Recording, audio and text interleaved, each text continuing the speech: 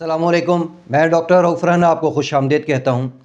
Thyroid کی گولی تھائروکسن کیا ساری عمر استعمال کرنی پڑتی ہے؟ کیا اس کو کبھی چھوڑا بھی جا سکتا ہے؟ کتنی دیر بعد چھوڑا جا سکتا ہے؟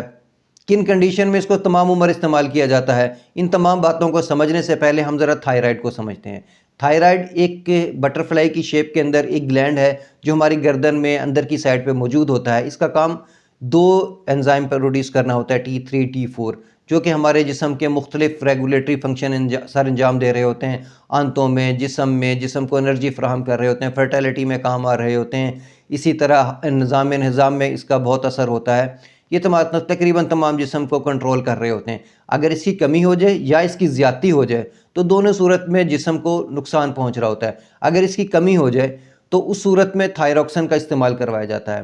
اب تھائروکسن جس مریض کو دی جاتی ہے اس کے ذہن میں ضرور ہوتا ہے کہ کیا یہ ساری عمر استعمال کرنی ہے۔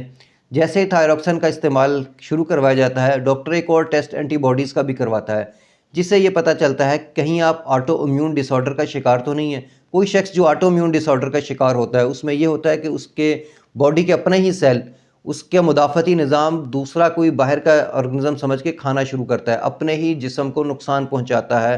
جسم خود ہی اس کے اندر ایک بغاوت شروع ہو جاتی ہے، خانہ جنگی کی کیفیت ہوتی ہے۔ ایسی صورت میں جب کوئی آٹو امیون ڈس آرڈر ہو اور جسم کا اپنا مدافعتی نظام اس کو ڈسٹرائے کرنا شروع کر دے تو پھر ضروری ہے کہ باہر سے کوئی سپلیمنٹ کے طور پر جو تھائرائیڈ ہے وہ دیا جاتا ہے۔ اس میں تھائروکسن کی گولی کا استعمال تقریباً تمام عمر یا بہت لمبے عرصے تک اس کا استعمال کروایا جاتا ہے۔ ایک اور کنڈیشن ہوتی ہے کہ کسی دوا کے استعمال کی وجہ سے تھائرائیڈ کی پروڈکشن کم ہو جاتی ہے، تو جیسے ہی دوسری وہ دوا کم کر دی جاتی ہے یا ختم کر دی جاتی ہے یا تبدیل کر دی جاتی ہے تو اس صورت میں تھائروکسن کو بھی کم کرتے کرتے ختم کر دیا جا سکتا ہے۔ ایک کنڈیشن انفرٹیلیٹی میں دی جاتی ہے۔ اگر کنسیو کرنے کے بعد ڈاکٹر یہ سوچے کہ اب اس کی ضرورت نہیں، تب بھی اس کو ختم کیا جا سکتا ہے۔ پریگننسی میں یہ بہت ضروری ہوتا ہے بچے کے آرگن کو ڈیولپ کرنے کے لیے، تو کچھ کنڈیشن میں پریگننسی میں اس کا استعمال کروایا جاتا ہے اور بعد میں اس کا استعمال ترک کروا دیا جاتا ہے۔